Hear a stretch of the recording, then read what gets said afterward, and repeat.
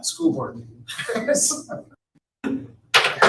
We have a few items on the agenda, so we will start with, we do have a quorum present. Trustee Simpson will not be able to make it tonight. We do have a quorum though. Next item on the agenda is approval of agenda items. I move that we approve the agenda. Second. Okay, it's been motions made and seconded. All in favor? Aye. Any opposed? Next item on the agenda is the health and wellness plan, which we will throw that over to Superintendent Russell. Chair Kirkman, trustees, before you tonight is the district's health and wellness plan. There was some discussion earlier a few weeks ago around a work session. The plan really has just a few adjustments to it. The first was that on the front page there was some encourage and discourage language. Some of the discourage language was taken out. So it's just some practices that we encourage around, notifying if you're ill or sick, and just encourage your families to stay home if they're feeling ill or sick. That's one of the changes on the front page. On the second page there was attaching the policy 3525 around immunizations that was attached. So just a kind of an update with that. And then on the third page there, when a child or staff member becomes sick or at school, previously there had been a 10-day, if a student had tested positive and notified the district, they would need to be out for 10 days, asking to reduce that to 5 days. Primary reason is 10 days is a lot of instruction to be out of school, and trying to push that down, knowing that kids have learning gaps, trying to get kids in school as much as possible. So we request that be dropped to 5 days. And of course, we would still ask that, there's fevers, 24 hours without fever, and without the use of having to use medicines or other symptoms to be improving. And then there was just a couple other kind of textual pretext kind of things, talking about expanding summer school. We're just going to continue that as long as we have ESSER funds to be able to do that, to try to close student learning gaps. That's on the last page there under the FAQs, well, almost to the FAQs, excuse me. And then continue busing services for students to access the summer school is one of the things that we've used our ESSER funds for, is to help expand that. And then on the FAQs, I think the very last page, we just added the district calendar. There it says, well, school will be open 5 days, and there's a school calendar added to that very last page. So just a couple of basic changes to that, and we propose the trustees take action. Any questions from the trustees? Go ahead, Trustee Taylor. Superintendent Russell, just two things that I want to confirm. And a question first. So are we currently quarantining for 10 days and then this approval will put quarantine to 5? So if a student tests positive and notifies the school, currently right now we have asked for 10 days, and this would reduce that to 5. Vaccinated and unvaccinated? Regardless of vaccination. I'm looking at Ms. Christensen here, making sure I get that correct. Should have looked at you too, Anita, sorry. So what was the answer to that one? Could you clarify? Doesn't matter. Yes, Trustee Chair Kirkman, Trustee Pearson, it does not matter.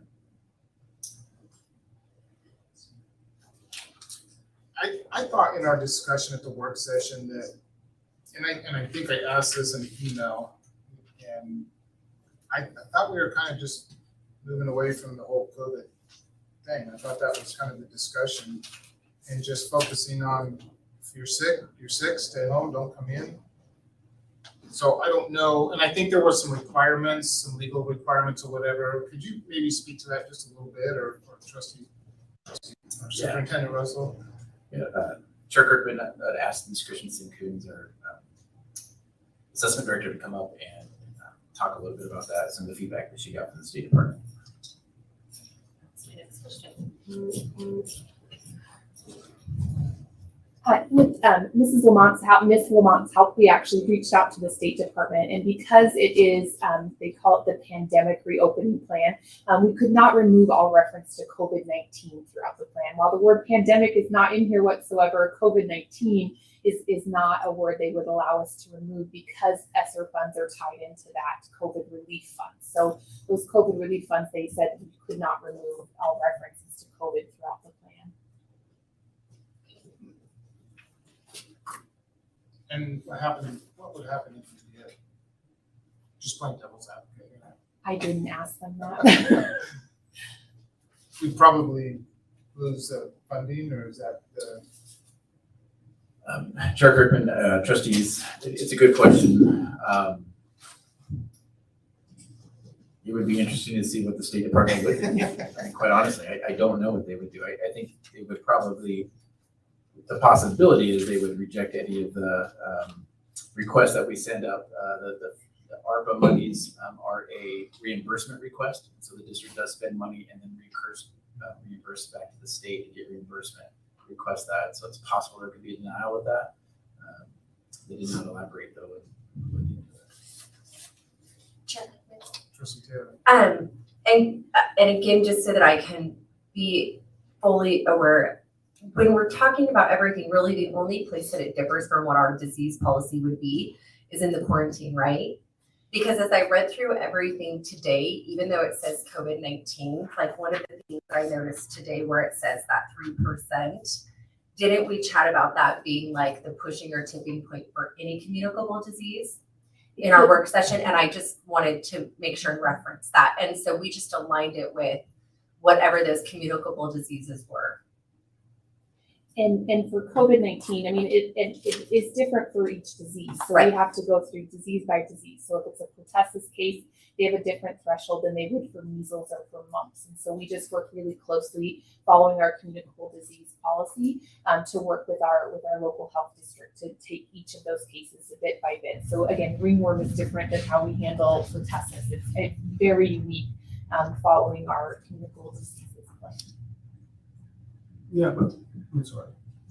Yeah, trustee. I'm just wondering, do we have a policy for each one of those diseases?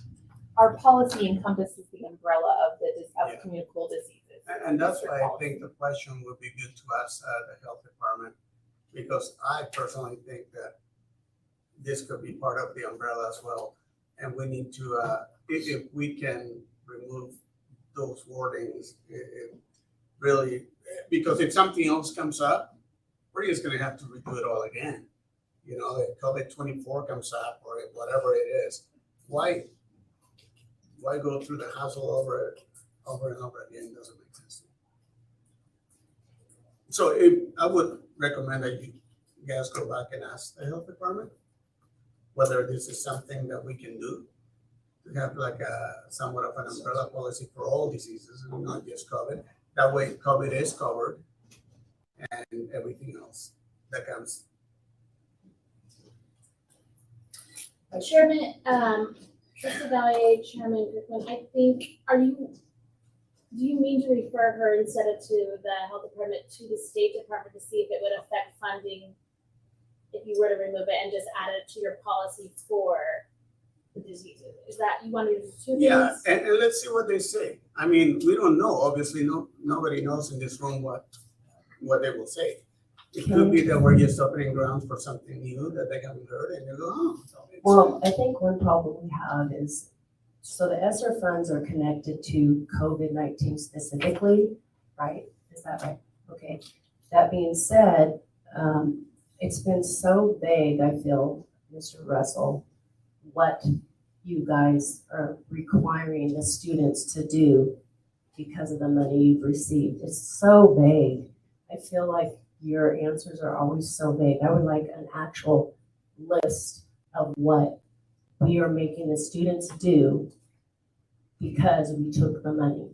Can we get that list? Can we have a list? Because when I'm reading, and I'm sorry, I feel frustrated because I feel like these questions I asked were brought up at the work session. And I feel kind of like, I don't know, when I'm reading through this plan, it just almost seems like you just kind of move words around to still get what you wanted. For instance, and maybe, I need clarity. Right here it says, each school will have a procedure for dealing with ill students or staff. Each school will have a procedure. So does that mean, are we voting on a certain procedure here, or does each school have their own procedure? What is that? First. Second, it talks about without use of fever reducing and, having the 24-hour fevers gone without use of fever reducing medicine and others. Okay, symptoms are improving. If there are confirmed cases of COVID-19 in the school, the district will notify families. If there's an outbreak of confirmed COVID-19 cases that exceed 3% of the student body, 3% of 13,000, or what is that number? And then when you determine whatever that 3% is, then we're going to go to the CDC and may use close contact, tracing, quarantine, to whatever they decide. So it's not a page number. Thank you. So to me, it's almost, I feel like I'm being tricked into basically, you guys are going to still have your same, the students are going to be required to have to follow these same procedures that we did the past 2 years that were devastating.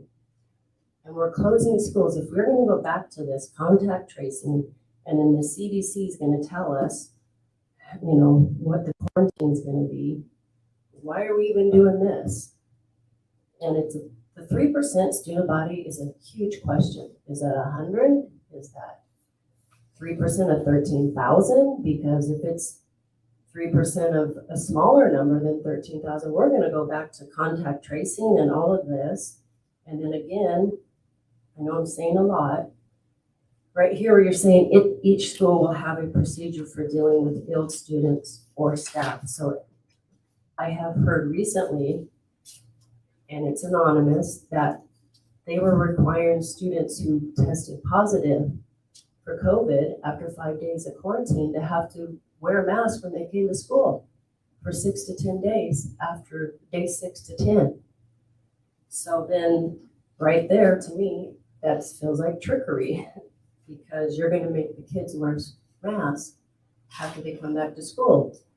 And I know that that's happened here in Nampa. That's not okay. So I feel really uneasy about voting for something that I feel they have all these hidden. Here's another one. Allow staff and students to wear face masks, coverings, and encourage other appropriate PPE. PPE is personal protective equipment. So you're going to encourage them to wear masks? I'm just really, and the staff is going to provide these masks? I don't know. I can read through here and I just feel like the wording's been. Chair Kirkman, trustees, I'm happy to answer your questions, Trustee Pearson. I'm going to have Mr. Yarborough does have, I think, an answer, I believe, to the question around what would happen if, we were not to address COVID-19 to the state. I'm going to ask Mr. Yarborough to speak to that, and I'll try to answer some of these questions. So just to read it quickly, Chair Kirkman, trustees, this email came back from the State Department, Lisa English was our contact there. This was dated August 15th. Hi, Anita, in response to Ms. Christensen-Coons. This is a great question. As you know, one of the conditions of receiving our ESSER funds is having your LEA safe return to in-person instruction and continuity of services plan posted on your website, as well as updating as needed every 6 months for the life of the grant. As it is ESSER funds, it still needs to refer to COVID in your plan.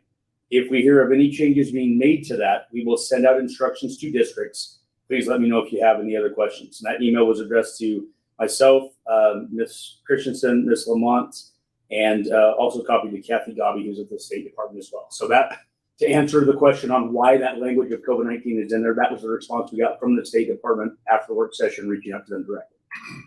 Any questions on that for clarity of why we left that in? So we have to refer to, we have to keep COVID-19 in the letters. We have to keep those letters and those numbers in the plan. I get that.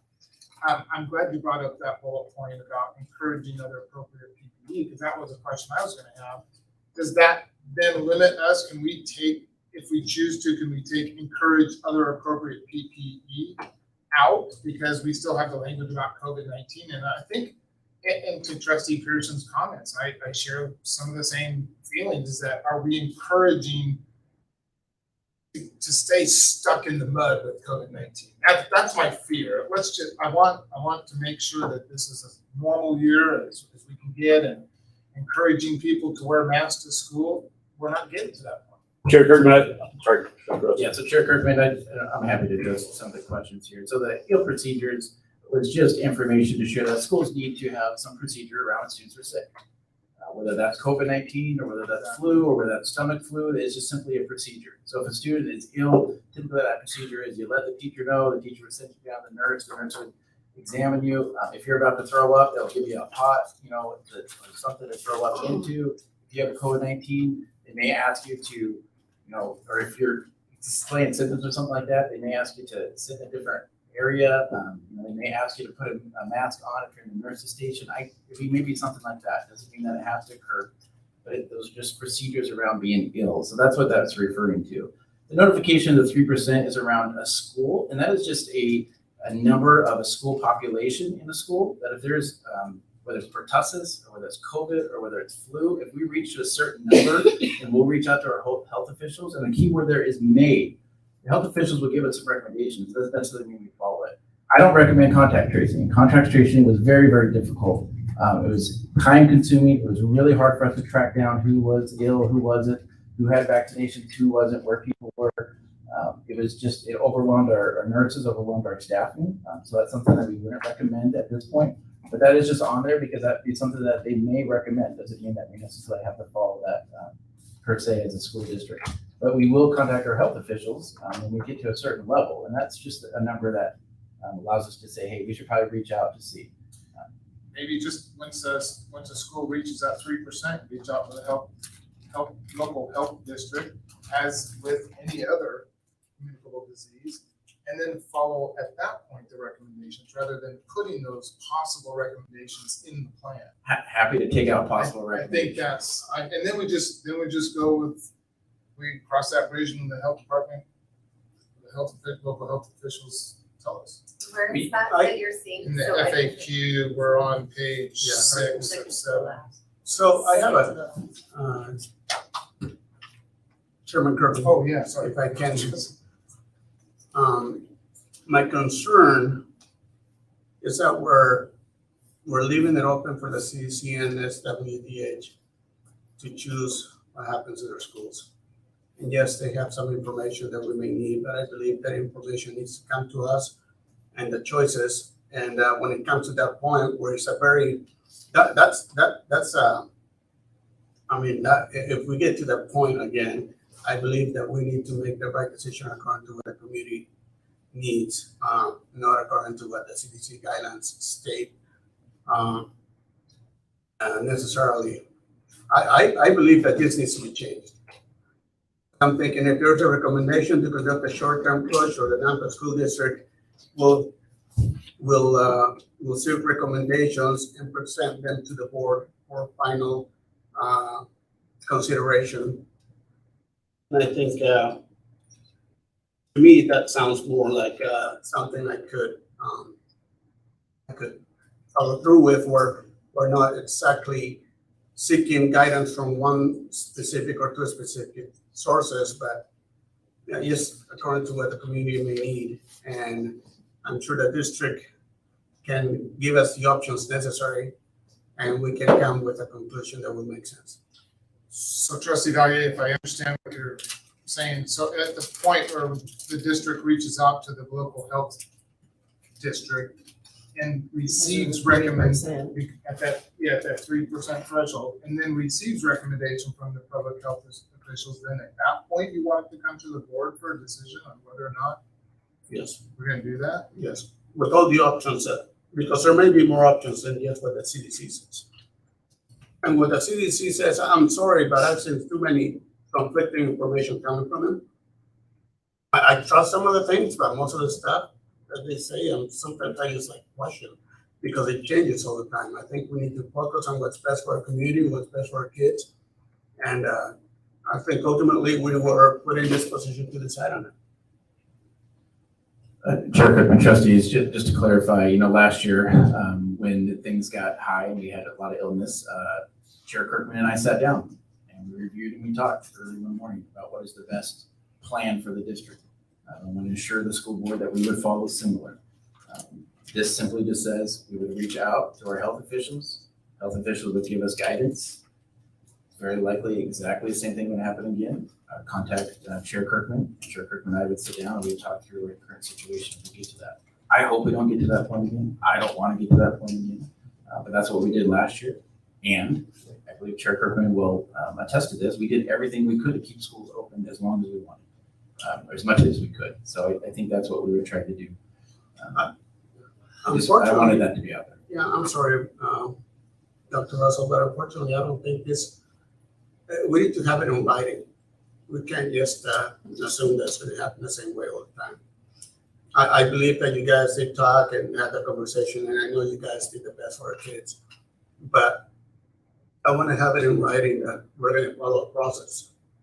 And what this says is that we're going to follow the CDC guidelines, and that's the UDH. As far as this particular plan that's being presented to us now, I would like to see the specific language about what we would do if we get to that 3% be taken out before we reach out to the local health department. And at that point, maybe whatever that process might be. I just don't want to, I guess I don't want the district to box themselves into a corner because it's in the plan and the board's approved this and therefore that's the way it needs to go. Yeah. I'm not a fan of the contact tracing. I really don't think the contact tracing should be in there. I almost said tracing. Contact tracing in there. The 3%, if that's COVID, if it's pertussis, if it's the measles, whatever it might be. And again, once you hit that threshold, that's the trigger to reach out to the public health department and then get patients, and then we go from there. Is that something that sounds doable? I mean, will it still meet the requirements, I guess, of what we're supposed to present back to the State Department? And Go ahead, do we Trustee need to Guy. stay with the 3%? I mean, if there's a small school of 100 people, that's 3. Yeah, maybe it's Yeah, based on ratio or, something to that, You know, could you per clarify? capita, maybe that's what it is. Can I ask a question? Trustee Taylor, and then we'll get to Dr. Russell. Anita, Dr. Russell, am I missing something or did we discuss a lot of this in our work session? Yes, we did. Okay, we did. So is the 3% because it was the tipping point of like the flu, or I don't have my notes from that session. Is that why we chose the 3%? Because I felt like we had had this conversation and then there was a decision made around our infectious disease plan for this threshold number. Chair Cookman, Trustee Taylor, the 3% is just a number that was discussed between several superintendents. There is no number. It could be 1%, it could be 0%, it could be 5%, it could be 12%. It was just a number that we And what's our, decided several years ago, and it remains in there. and that was like for flu or anything else, right? Am I wrong? This That was is around- not comparable. Thank you, I'm wrong. That's all I needed somebody to tell me so I can let go of that.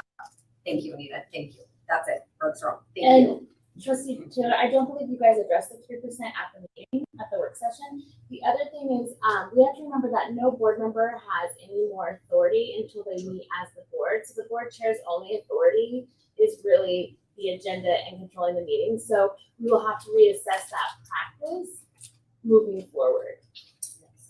Right. It's not in but the practice that was discussed at the table tonight. So Right. Yes. can I ask another question? Marco, are you saying that basically what you're wanting is that if there is an outbreak of confirmed COVID-19 cases that exceeds the 3% of the student body, that before any of these district procedures that we would call like a special board meeting? Is that what you're asking?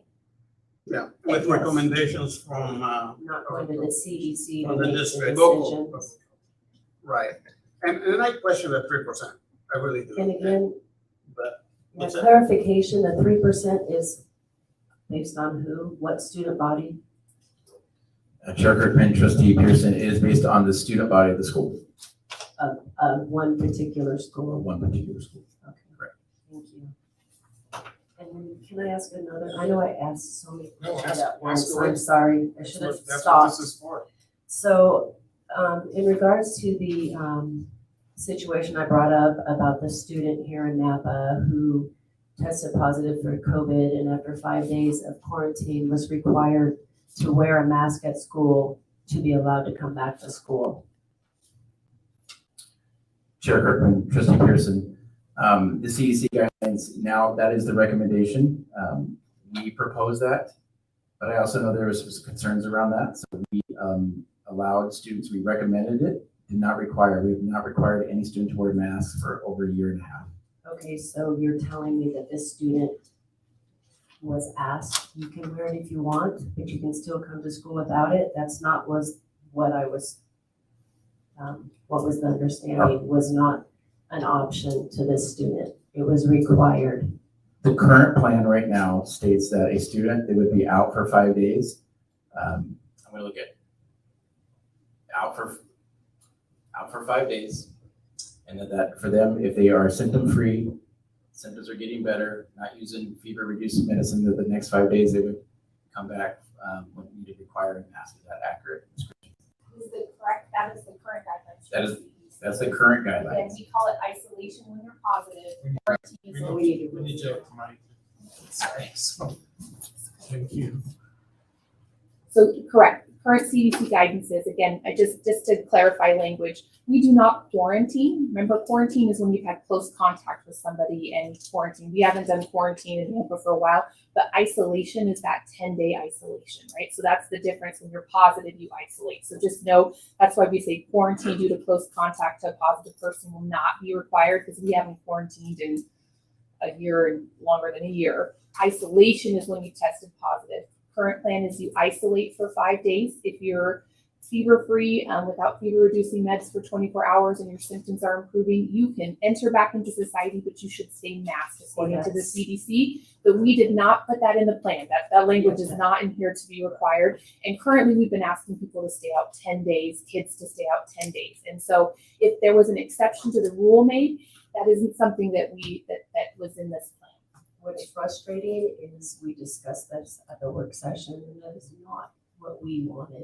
And that's not what our community wants. It's not what our parents want. It's not what our students want. And I feel very frustrated and tricked. Well, I think what this I don't feel particular- frustrated or tricked because I we do. discussed it and we haven't voted on it. And Yeah, that's how the process Still works. operating under the current plan. But we discussed what we wanted, and the community does not want students to have to come back with masks. Totally agree, but Okay, this plan good. doesn't say that. And she's saying in this plan, we're going to 5. So what we discussed at the work session, we have not voted any changes into this plan. So they would have been going off the previous plan. This is not on the new plan. The No, so masking maybe- for Sure. no, This is not on the new plan. No. We have not Okay. required a mask student in a year and a half. Now, students may choose to wear one if they want to. And those, and they're only gonna be offered masks if they're going to, they have symptoms and they're going to the nurse's office. The teachers aren't gonna be offering masks because in here it's kind Teachers of are, vaguely says that. teachers are not offering masks, no. Okay. and Trustee Pearson, we really tried to, and I apologize, I did see that sentence where it says other PP as recommended, but we really tried to rephrase this to match what you spoke about the last meeting. Face coverings are not required to attend school. Students may choose to wear a face covering if they so choose. I love that we have chosen there twice, sorry. If a student is demonstrating COVID-19 symptoms, we list them. Students may be asked to voluntarily wear a mask while in the office or nurse's station. So we tried to really carefully reword that. And I think we just missed that one little sentence that says other PPE is And recommended. maybe take out the encouraging other appropriate PPE. Yeah. So that's specific to location, yeah, it's voluntarily. They go down to the nurse's station because they feel ill, the nurse will assess the situation and ask them, would you mind wearing this mask until we can get your parent here to pick you up, and they can say yes or no. Right, but that's not what's, No, that's exactly what it's. but not here. I would suggest we just cross Oh, out that- the yeah, whole she was last, talking about crossing that. apologize, I missed that. on my It's okay. page. This isn't when the students at the nurse's office.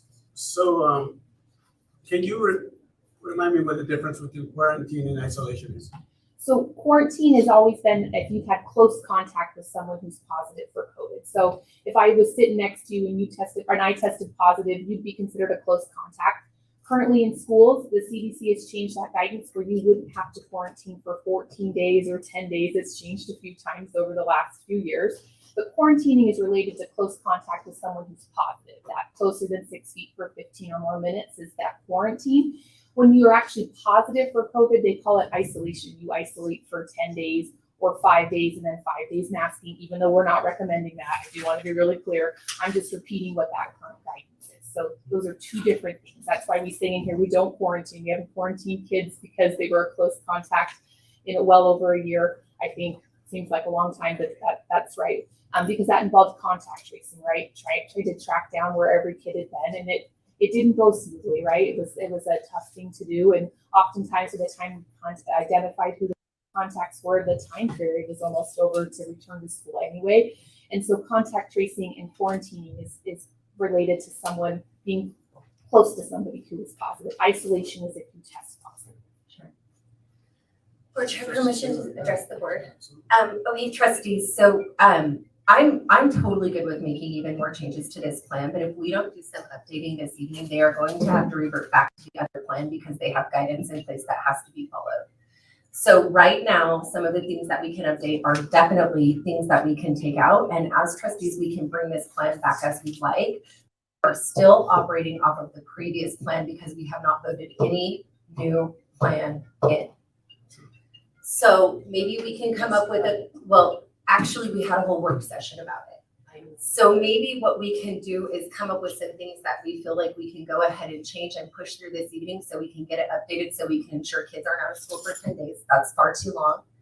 I really appreciate your willingness, Anita, to make those changes. I think that we could also approve with changes after that 3% going directly to a special meeting. I think that was simple language. And then maybe what we do is we go down those things and then bring this back so we can at least get some of those updates in there. Yeah, because, I mean, this is a plan. It's reviewed periodically. It's required to be reviewed every 6 months, correct? But that doesn't mean that we can't review it when we need to. We can review it every meeting if you want, but if we don't vote any changes in here, we are not going to get any palpable changes in the school because I was able to confirm with some teachers today, we're still doing the 10-day quarantine. It's just too long to have a kid out of school. So again, I am totally on board with revisiting this, and I don't even, like the CDC is, I don't even, nothing. So I'm totally with you on not trusting the CDC, but we've got to vote something in for them to change tonight. Okay, as long as we're all on that We same all page. agree, that's why Great. we're here. Okay, good. That's why we made this special meeting, Great. because of that. So let's, if we're at that point, then, I mean, we've discussed and talked about a couple of these changes and concerns. So is there something immediate that you trustees would like to see changed in here? Well, that part that I read, I don't know if, let me go back to that. So can I just confirm, because Yeah, I was like trying to just- take notes as fast as I could. So Marco, with yours, if we took out right here, the district will notify families that there is an outbreak of confirmed COVID-19 cases that exceeds 3%, we could strike all of that language and simply put that we would call a special board meeting to determine next actions. Yes, And that's on page 7. yes. Yep. I like that. And then Tracy, where was your mask one? Because there was one I missed when you were On talking about. page 2. Is that the appropriate? Yeah, PP? yeah. Page 2. Page 2, down, 2, bullet 3, point, allow 5. staff and students to wear face masks, coverings, and encourage other appropriate PPEs. I would like to just take out encourage other appropriate PPEs, please. Thank you. Thank you. It's fine. I think, and I think, I just want to say clarification is if you guys can make the decision to get through tonight, and then, the superintendent can utilize some of the information that's discussed to start updating and verifying what other changes, that way we can bring it back to the table.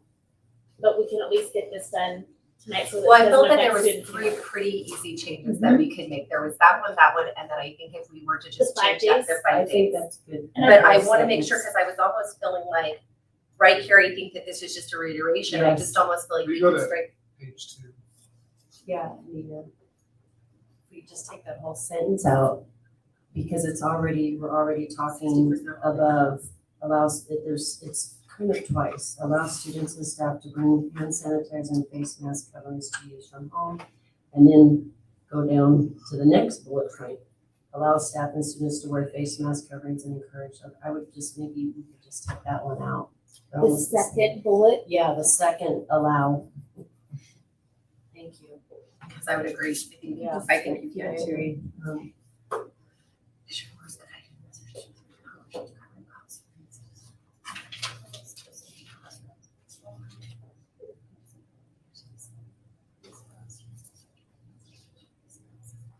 Yeah, I mean, I feel like we've said it a bunch of times. Sorry, Anita, that wasn't a dig at you at all. I'm so sorry, Anita, it came out that way. That wasn't what it was intended to be. I was trying to read quickly. Don't you worry about Okay. that. You're okay. You have to understand, she's drinking Red Bull. so- I'm also She's on a Red tired. Bull. I'm just going. And I really don't drink them often, so I'm like this. Okay, and then the very last one was obviously the quarantine time, changing that specifically to the 5 days. Oh, I lost my, because I told that. And I believe that's already been updated in the plan. Yeah. Right, I thought Nita? so too. There was something there. Person plus should remain home for at least 5 days after illness onset and 24 hours after. Okay. The last page, maybe, quarantine. Yeah, it says quarantine due to close contact. Is that it? That's why I think there's confusion. So quarantine due to close contact, a positive person will not be required. Nope, we If don't there's do a any confirmed contact. case of COVID-19, the person who's positive should isolate for at least 5 days after illness onset and 24 hours after fever is gone without use of fever-reducing medicine and the symptoms improving. Are we all good with that language? Yes, I appreciate that. Are there That first any line. other immediate changes that I've missed from the topic? Can we just clarify it on that same paragraph, if there's an outbreak of confirmed COVID-19 cases that exceeds 3% of the student body of a school, of a building, I think there was some, there's some, that causes confusion, like 3% of the whole district, or, yeah, just, yep, right there, Of the just student body of a single or a building, Of a is building, whatever, yeah. of a building. whatever you And want to put there. I have that you're gonna cross That out out, all of the yes. rest of And that it'll say from there special on out, meeting. and then say special meeting of the warning will be requested. Thank Well, you. hold on, so we don't want them to reach out to the local health officials for No. recommendations that they bring back to the We board? do. We do, but I think what Marco is saying is that we'll call a special board meeting at the same time rather than just going off the health officials for their recommendation guidance. Was that correct, Marco? Yes. And look at other options too. I got it. I just want to clarify. Go ahead, I need to clarify. So leave this sentence, and then instead of a period, and provide that information at a special board meeting, or? Yeah, but that was a different question that I was doing that on. My question was, what will happen if there's a confirmed case of COVID in my son's school? And that's when it talks about SWDH and CDC guidelines. You're in the wrong questions. No, No. it's not. We're changing that one too, so go. Okay, so both. Will you put it back there? Sorry, we were in the right one. Let me just catch him up. So see where it says quarantine due to close contact, a positive person will not be required if there's a confirmed case of blah, blah, blah, blah, blah. 5 days after onset of illness, so same. But it's just reiterating that if it exceeds the 3% of student body, the district will reach out to local health officials for their recommendations and guidance. And it's what wording do you want there? And a special board meeting will be called before decisions are made. Is that what we want? You could even say, reach out to local health officials and special meeting knowing that the recommendation. And a special board meeting will be Perfect. called. And a Yes. special boarding will be Yes, called. like that. Okay, thank you. Anything else that we've missed, guys? It's the Red Bull. I'm telling you, it's the Red Bull, and I need it. I just want to say really quickly, I don't know if, I just got through with COVID. I was down for a little bit. My son only got it for 1 day, and my wife never got it. And my father-in-law, who's 80-something, nothing. So it's different for everyone. And I think this gives the parent the ability to make the right decisions according to what they see, not according to what somebody else says it must be. Did you get those changes? Yes, I'm gonna verify with Anita afterwards, so if you guys, I think we wanna make sure we want to remove that and then, schedule a special board meeting, and I think we have it written properly right there. but your guys' motion would be, and then I could go over all the stuff we're gonna remove, but I think we've got all of those now, because we're talking about removing the 3%. Page 2, removing the PPE, that whole bullet point section 2, making sure that we're going from 10 days to 5, which has already been updated in the plan. So your motion could be to approve the health and wellness plan with edits discussed. And then, once we get those updated, forward those out to the board. Is that? Yep. Okay.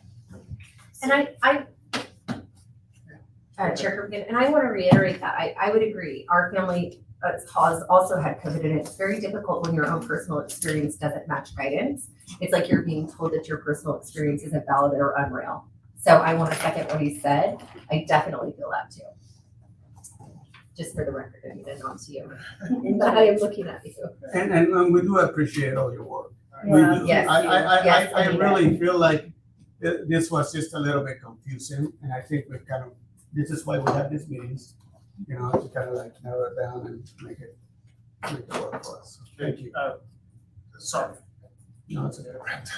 Trustee Pearson, did you have I was just gonna make a comment on viruses, how everybody has different experiences because everybody's not getting the isolated COVID-19 that originally started in 2019. That they mutate and change and there's different viruses, so everybody's experience is different. Of course, one thing, depending on comorbidities and your health, age, there's all those factors, but there's also different mutations of the virus, but we're just labeling it with one general umbrella, COVID-19. That's what frustrates me so much. And I apologize. I know you're really working hard. And I was just, when I read that at first, I was just, so I appreciate you working with us. It's just really a hot subject and a lot of parents and everybody, you know, fears and concerns. So I do appreciate it. I want you to know that. Also, one more thing, if I, Trustee Guy? Sure. you know, I was thinking too that the way it was written will make parents want to lie to the school and say, no, my kid doesn't have COVID. You know, when they call in sick, they won't say nothing because they don't want that length of time.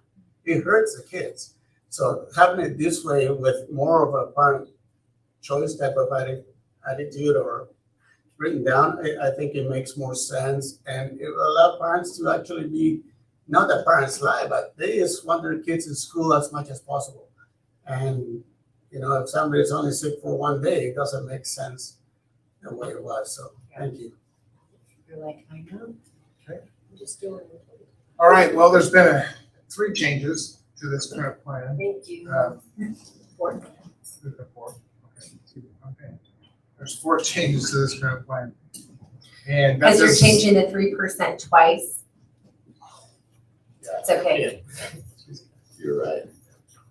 Well, 4, yeah, 4 in there. Okay, so I will entertain a motion for this particular item. Okay. Chrissy, I'm so sorry, I didn't write down what you said it would be, so it would encompass all the changes, so if you say it, I'm gonna repeat it, I meant to write it. A possible motion could be to approve the health and wellness plan with edits as discussed. I move that we approve the health and wellness plan with edits as discussed. I second. It's been motioned and seconded twice. All in favor? Aye. Aye. Any opposed? Wellness plan for the district. All right, next item is the discussion items, and Chairman Cookman, Yeah. before you turn the time over to Trustee Valier, is it Tyler? Yes. Oh, good. I'm getting better with the ones. Can you refresh Trustee Simpson? When I spoke with her, she wanted me to make sure I added the professional. Sorry, it's in the packet, and she wanted me to add it today when I spoke with her. The Code of Ethics for Professional Educators. So I have downloaded that and added that to the packet where it says classroom decorations policy after we refresh. And also policy, the Nampa School District policy 9005, staff conduct. And she mentioned that there might be one more policy just to discuss. And I have an email drafted to send to the superintendent as well, so that that's also part of the record, but I did update in this board packet just to have those as references as you guys go through this discussion. Okay. Thank you. I love it. So, just a quick explanation, not an explanation, but we put this on the agenda. Trustee Valier had requested that this item be added to the agenda simply as a discussion. This is not an action item. We're not taking any action on this particular agenda item. And so we wanted to add this for discussion only. So Trustee Valier, I'm going to turn this over to you and give us your thoughts and let's have a discussion. Yeah, thank you so much, Chairman, Dr. Russell, and trustees. I got a lot of things written down and I left my notes at home. So now, yeah, but it doesn't matter because I think the message speaks for itself. I was reading the mission and the vision statement about the opportunity or what we want for the kids to engage in that higher type of learning. We want them to learn and become very ready for the next stage of life, right?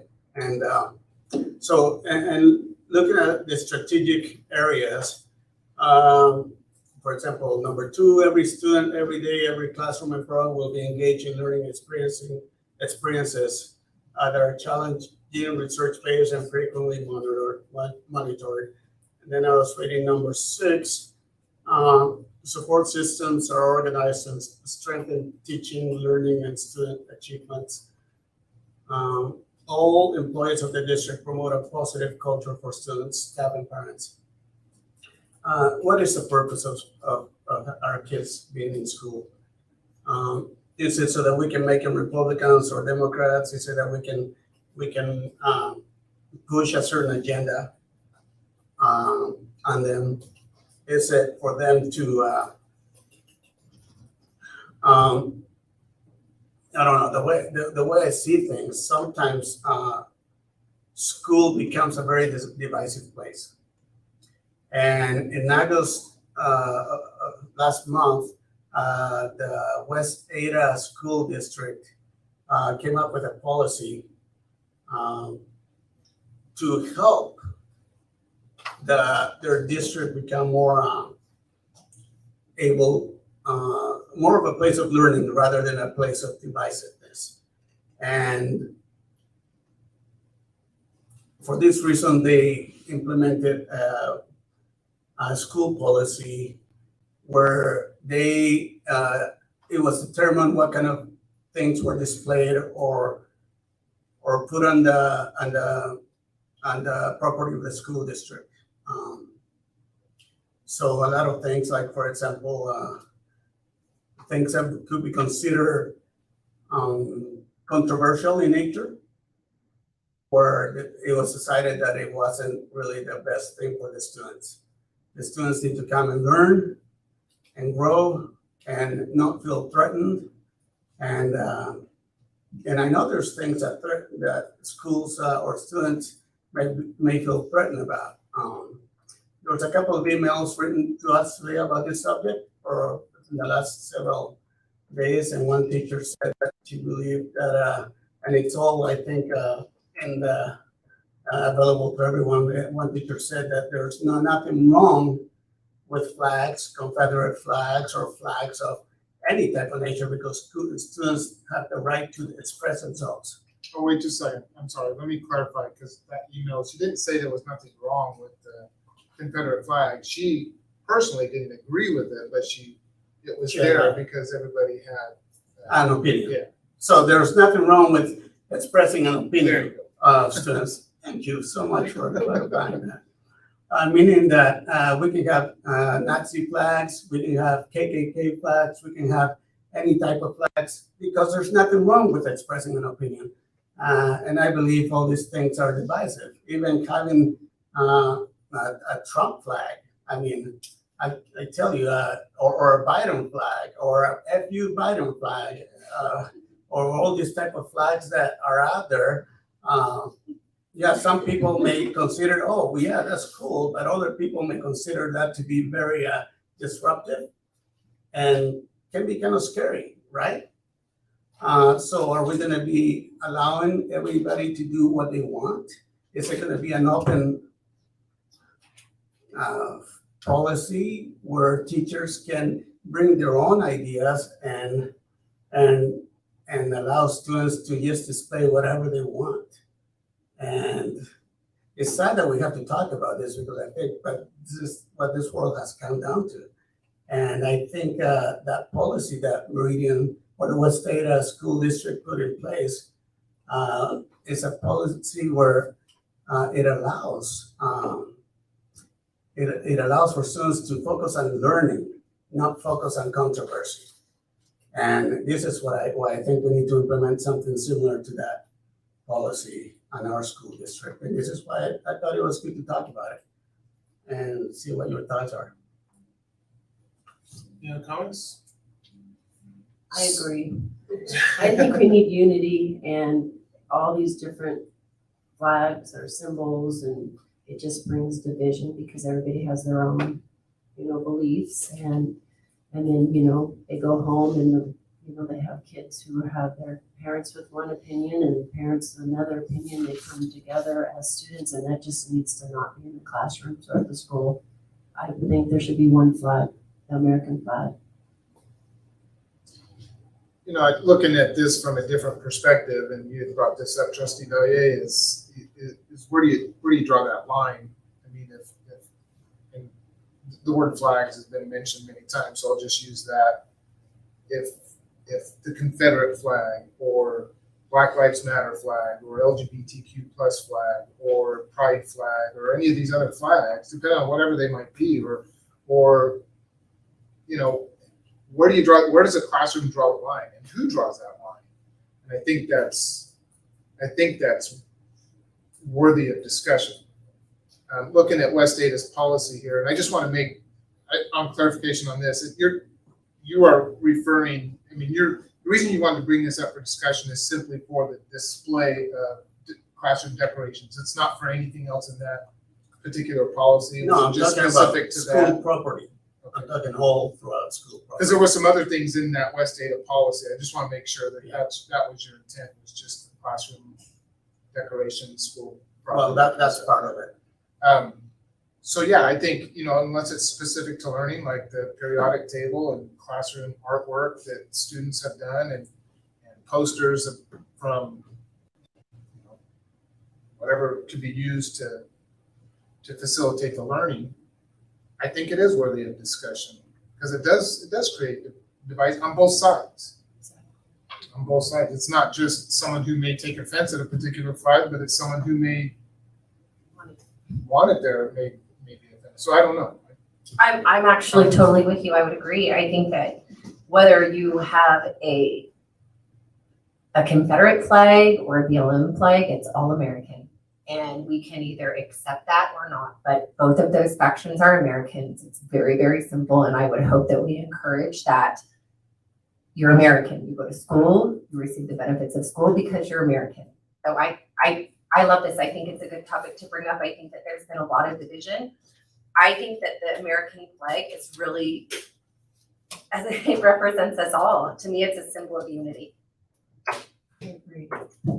Yeah, again, no disagreement there. Again, my contention would be, where do you draw that line?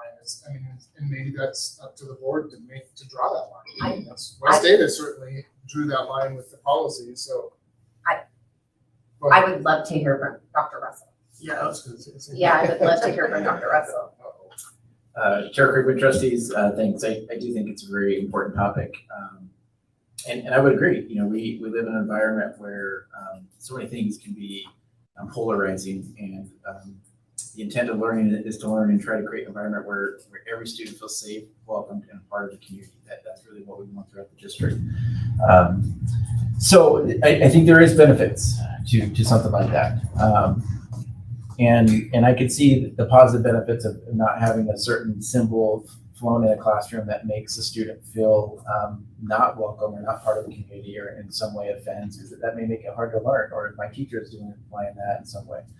I just want to make sure, though, that this does not undermine teachers in any way or take away the teacher's ability to feel comfortable about trying to address some controversial issues and things. And so I guess from my perspective, I would love to go back and talk with teachers and talk with administrators to get their thoughts on something like that.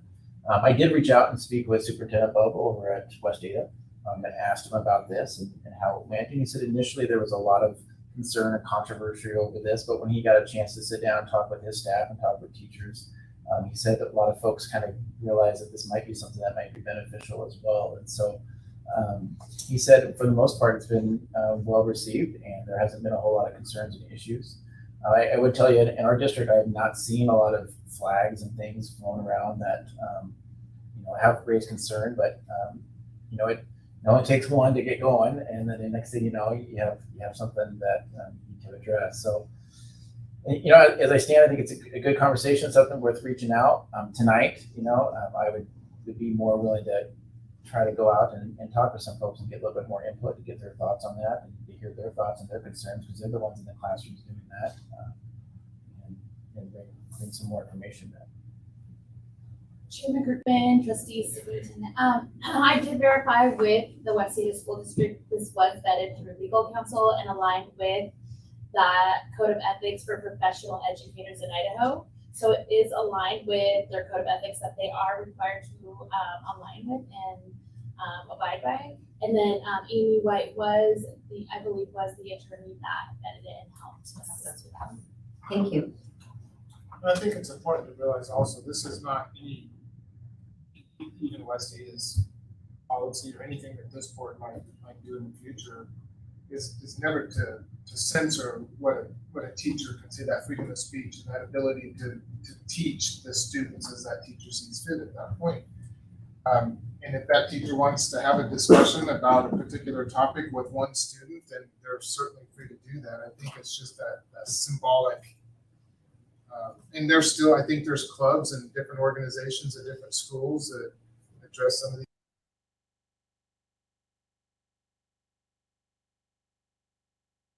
In that one classroom from so many different experiences. I think that's where I go. I really want to make sure that that's a really safe place for all students. It's going to be difficult, probably.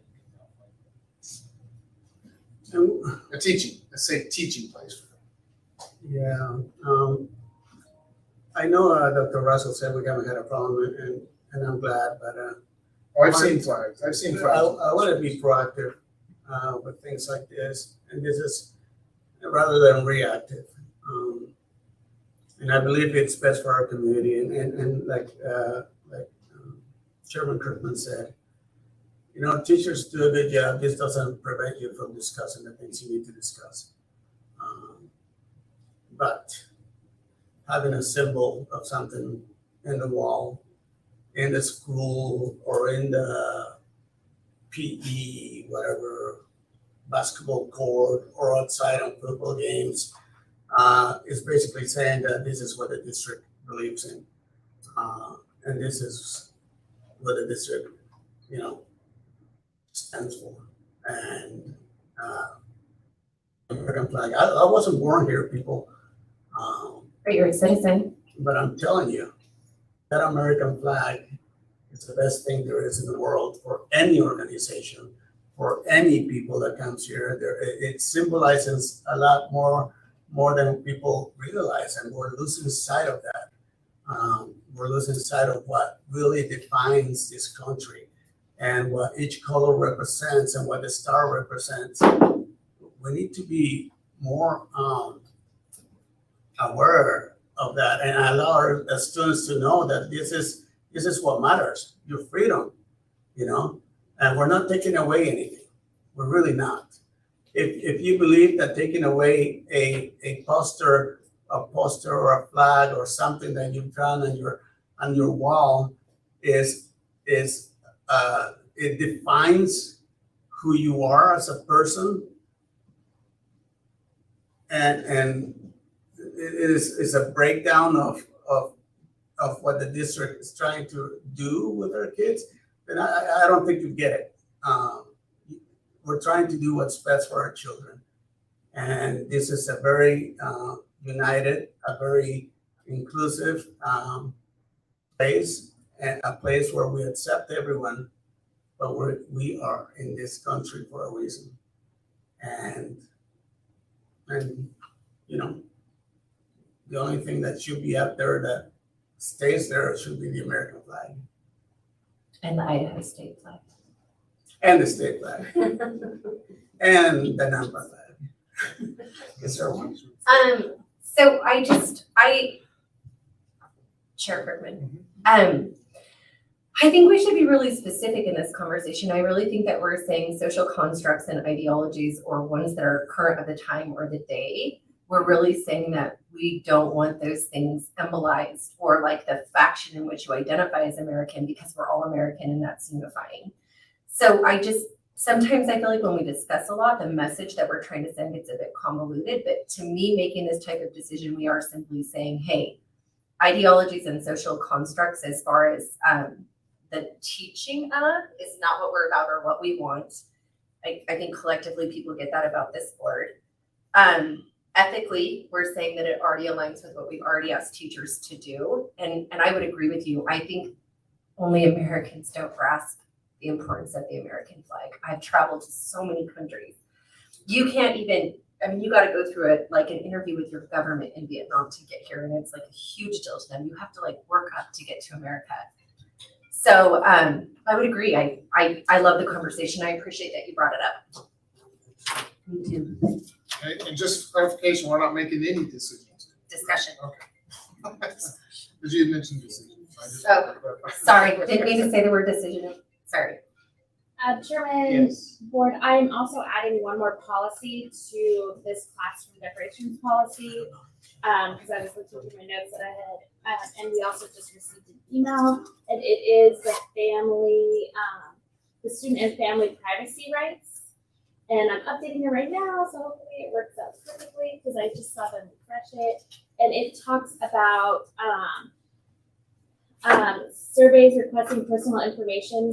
School officials and staff members shall not, so it doesn't say may, it says shall, so it means you cannot request or disclose the identity of any student who completes a survey containing one or more of the following, which number one includes political affiliations or beliefs of the student. So some of that might also help see that policy when you're having this discussion, that it kind of aligns with that as well. So it's policy 2140 as well. Not that you would put this policy in there, but it talks about this, the school shall not. So it's kind of going with your discussion. What email were you referring to?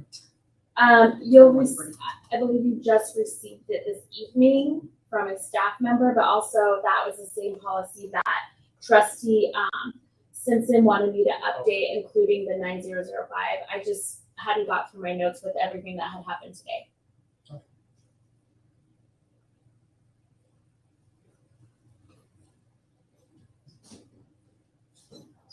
Okay, any other comments, points of discussion? I'm just wondering what our next step will be. Well, it seems in line with how we usually are doing things now, is to, if we want to pursue this, if the board decides to we do a work session, we have that discussion and maybe look at policies, and I think Board Clerk Lamont can certainly opine or chime in on the process. Dr. Russell, it sounds like you also wanted to reach out to staff. You guys can add it to your next regular meeting with proposed changes and information brought back. That is a week away. I don't know if that would be enough time to get all of that completed and updated. I do believe we will be having a few other meetings this month. So if we, Dr. Russell, do you think it's sufficient time to inform the board and we could get it in the board packet by the end of this week, or would you need more time to do an update and conversate, including all the information that was discussed this evening? Chair Kirkman, Clerk Lamont, I would not want to rush, the process of getting feedback with staff. I want to make sure that there's good conversations. I want staff ample opportunity to be able to chat with their administration, chat with myself, chat with Deputy Yarborough, as much as we could. So probably not this week, but if we were to shoot for another time later this month, that would probably be ideal. This is an important topic to discuss. I think it's timely. But I agree with Dr. Russell that this obviously, because it's so important, I don't think it should be rushed. And I think they definitely should have time to reach out to staff. I don't know that I'd walk into a classroom and that'd be your first question to a teacher, like, we need to get this information. But, so it will certainly take time and have really good discussion, really good comments from staff, and have really good input from parents, and let's get some input from students too. And I'm putting Dr. Russell on the spot. Dr. Russell, do you think, I believe we would have, and we have to take care of some actions before October 1st. And we were discussing have a special meeting. I just heard the chairman ask for parent input as well. Is that correct, Chairman? Because Yeah, definitely. And so with the board, I think you don't want to rush things. Would you guys all feel comfortable if you could get all of that put together, get input provided at the regular meeting in October rather than rushing it before the end of the month, because that's only a few weeks away. And I think that would be more reasonable timeframe rather than the end of September. Or what are your thoughts? I hope Dr. Russell is thinking that the October meeting would be giving everyone enough time, but I also know if you guys want it by the end of September, I don't know if it's doable, but I think It's not. End of September. Can we ask Dr. Russell? that's it. Yeah, Chair Kirkman, trustees. So my initial thought was with staff, and I think talking to the staff, I could get that done by the end of October. If we're looking to get student input, parent input, that would probably take a little bit longer. So shooting for maybe the regular board meeting in October might be a more realistic timeline. Or sometime in October, having a work session around this. I agree with that. It's pressing, but not like what we did tonight. Now we can wait for the- And, yeah, I think just as long as we have an update, I think that's great. All right. The next item on the agenda, speaking of updates, is superintendent search proposals. Dr. Lamont, do you want to give us a rundown on the proposals? Yes, I included in the board packet, the firms, you discussed that you wanted regional, local, and also nationwide firms reached out to. These are the top firms, and that hit that criteria. And then I also included the date it was requested, and then we received, and then if there were any additional correspondence involved.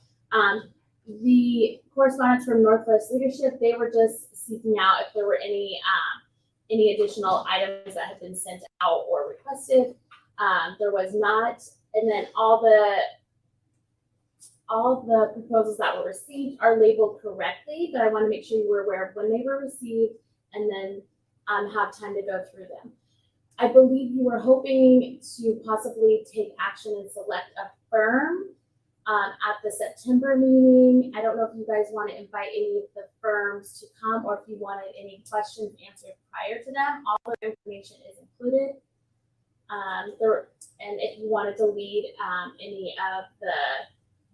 anything from, if you've had time to review any of the proposals. They are a wide range of what they can offer and amounts. So it'll just, some are more detailed versus the minimums, advertising or more. Yeah, some had 14 pages, some had 3. Or 38 Yeah. So it just, again, we want to make sure that this process is as transparent as possible. So where we're at now is, does this board want to invite these these companies to either join us by Zoom or if they're local? And do we have questions? I mean, I don't know. It's up for discussion. We're not voting on anything right No, but now. you can discuss some criteria that you would like to move forward at the September 12th meeting. They all are aware of this evening's meeting. I included that in the email follow-up with them, and also that there was potential that the board would like to try to take action by the September regular meeting, which is the 12th, and that was included in the August motion. And so I included that in all the follow-up with every proposal received, so they have the exact same correspondence. So if you would, I would say if you're going to invite them, keep them in the same method. If we're gonna do one virtually, have all of them virtually. One or two, you don't have to invite all of them if you have any questions or if you just wanna review and then move forward. Chair Kirkman. Mhm. So I really think it would be beneficial because I believe that these documents all need to be reviewed. And I'm to page 14 of 38 on just the McPherson one. It's a lot of money to hire one of these firms. I believe that they need to all be reviewed. And then I think we should narrow it down based on like some type of a voting system, whether it's anonymous, of course, something along those lines that we can get to. And then the ones that had the most votes, or like with the similar amounts of votes, we can invite in for the Q&A. And would you guys, and I think you guys could discuss also, because they are very detailed and lengthy. You could also have the weekend to review and then narrow it down to a few that you would like to bring back on the 12th meeting, and we will more than likely have a special meeting. It just depends on how you want to do it. If you do I want to say a survey to narrow it down, I know West Ada has done that prior, so I could reach out and get a hold of them on that process. I wasn't even thinking it needed to be that intricate. Okay. I just don't feel like by the 12th we'll be ready to ask the questions. What I felt like is by the 12th we could have it drilled down and pick those firms and then do questions. I think that would be a great process. to Do move questions like at a special meeting after the 12th? Well, with whatever firms that we And then choose select at that. and then select at that point, but we need to narrow down. I mean, we can Q&A all of the firms, but I'm telling you, I've gone through some of the proposals and some of them aren't. No. I mean, for the amount of money it's gonna be, I want a new car. I think So, I mean, I'm just letting you all know, like, I was like, okay. So, I mean, I just feel like, especially if I'm on this committee, I mean, the due diligence better be done because they better be worth every penny. well, it is your one. I don't want to say if you're on this committee. This is Well, I'm on the employee committee, but I mean, because like, yeah, I'm on this committee, so what I'm saying is I really feel like all of these contracts need read. So I'm on page 14 of the second one, going through item by item. I definitely have my favorites, but I feel like if we all did that review and then on Monday we got to like, hey, Marco's likes these, I like these, because we all have the same job. Maybe pick your top 3. Yeah, pick our top 3, and then we can take those top 3, and if we're all aligned, which I'm assuming after we all read them, you know, some of these are pretty Close. robust. Yeah, it should be close, because you can kind of tell.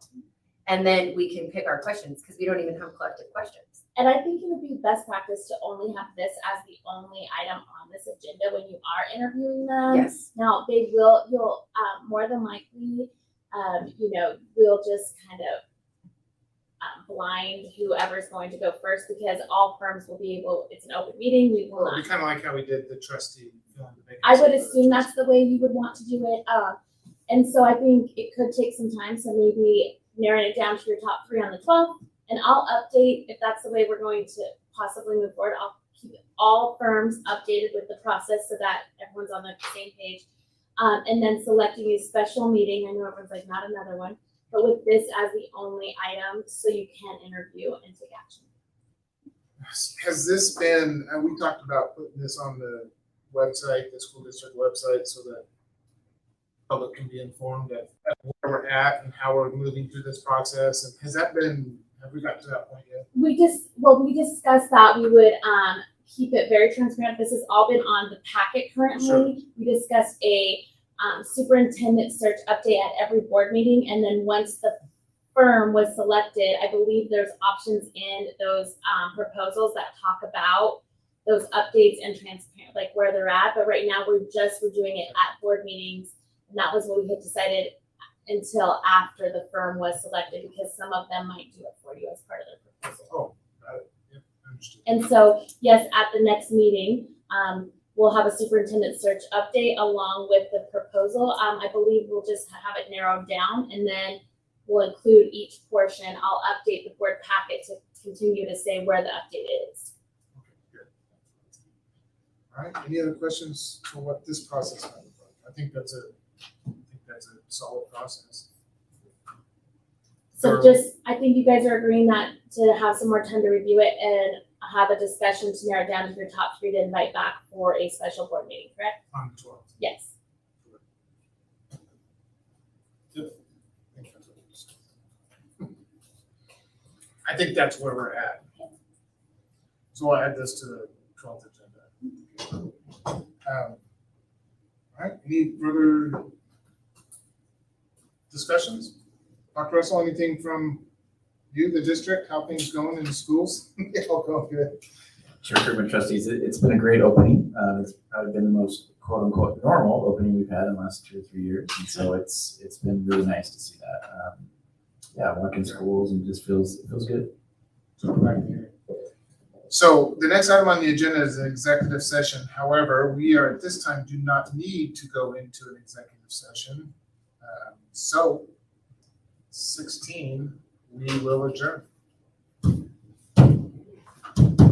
It's not 8 o'clock.